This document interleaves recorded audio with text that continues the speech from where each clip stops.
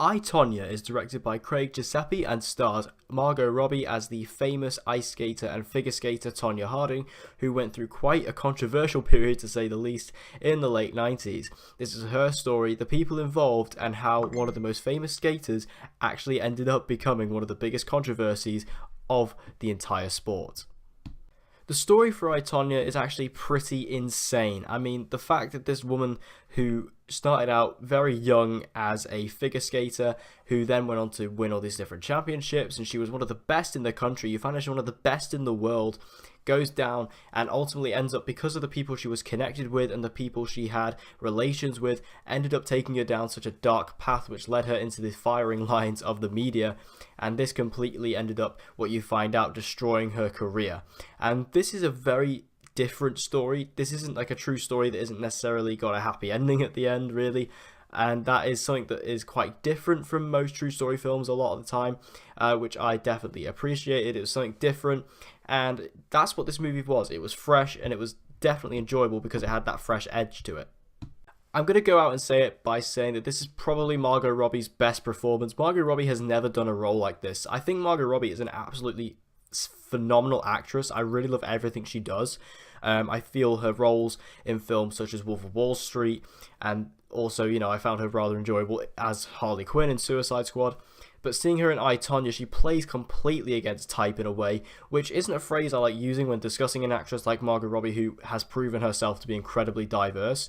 But we have never seen her play a role like this, just based on her accent, the way she acts, the way she talks. It's completely different, and she completely sells herself as this Tonya Harding person. And I feel that that is a credit to her as an actress, because we all know how incredible she is. And again, I think this is probably her best performance. Allison Janney plays her mother in the movie, and she is brilliant. I mean, you've probably seen a lot of people giving her a lot of Oscar attention and just other awards in general. And I was going into this movie eagerly anticipating her performance because I wanted to see what she delivered on screen that has caused all this, you know, award buzz that she's been getting. And it's definitely deserved. She is just a force to be reckoned with on screen. She's not exactly loud or trying to steal the show. She's actually quite subdued. However, her dialogue and what she says and the way she says it completely outweighs every other character she's interacting with at that point, making her the shining light. And that is definitely what is putting Allison Janney in the forefront of everything in terms of the award season, especially when it comes to Best Supporting Actress. She is just straight up there. I feel that she is just powerful in this movie, and if this is really what the actual person was like in real life, Allison Janney nails it. Like, it's to the nines. And again, I think Allison Janney, she gives one of the most very dark performances, but very enjoyable performances in this film. The rest of the cast were also fantastic. All the cast in this film were great. I feel like Mckenna Grace, who plays young Tonya Harding, was so good. It was such a joy to see her on screen because I really liked her back last year in the film Gifted with Chris Evans that she did. And I knew after seeing that film, I was like, she's going to be in more stuff. She's a star, really is. She's a rising star at this point, and she's great here. She's not in the movie too much, but when she is, you can really see her just greatness shining through.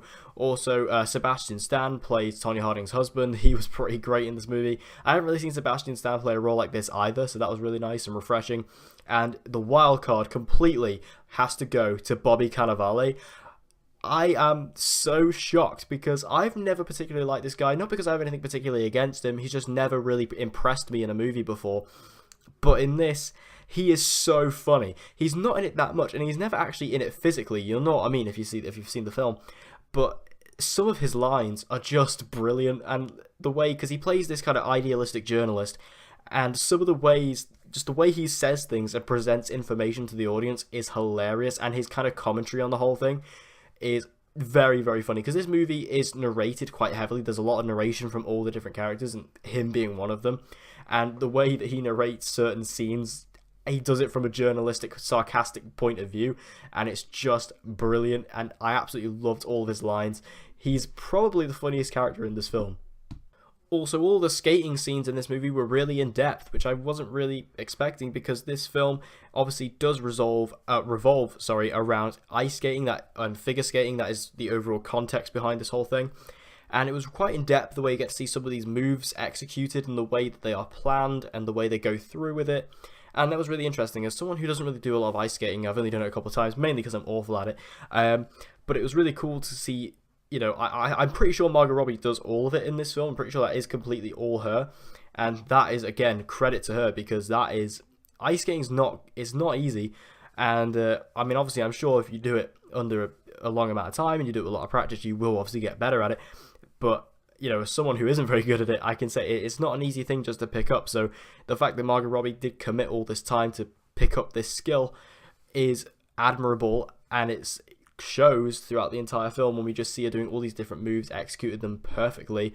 It's pretty cool, and like I say, it's a point of view that we don't really see. This isn't really a sport that's highlighted much, so it was cool to get that. I, Tonya also has a fantastic soundtrack, I have to say that. I feel there's a lot of good licensed music in this, particularly The Chain by Fleetwood Mac, that's in there. There's a couple others as well. Fortunate Son's in there. There's a lot of great songs in here. Just songs that really help you. They don't necessarily fit the era as such, but they just to help you recognize that this is the past. But either way, it's a great soundtrack, and it's just something I wanted to note down. And the comedy. This movie is hilarious. This movie is very darkly funny. It's not darkly funny in the same way as, say, 3 Billboards Outside Ebbing, Missouri. Instead, it's more darkly funny in personal character traits and the way you get to see some of these characters portrayed on screen. And I really love that. This movie doesn't hold back at all, especially when it comes to like Allison Janney's character, who is completely no holds barred whatsoever, and pretty much the same with every other character, like with Tonya Harding and Jeff, who is played by Sebastian Stan. The humor is so on point, and it's just achingly funny at times. And like I said about Bobby Cannavale's character, he just gets some brilliant lines, like truly hilarious lines that aren't even necessarily like, it's not even him trying to be funny.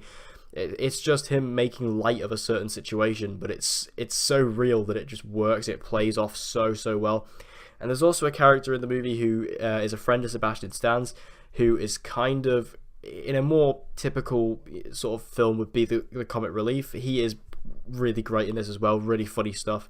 Overall, I think the comedy in this movie is top notch, and it is one of the funniest films I've seen in a while.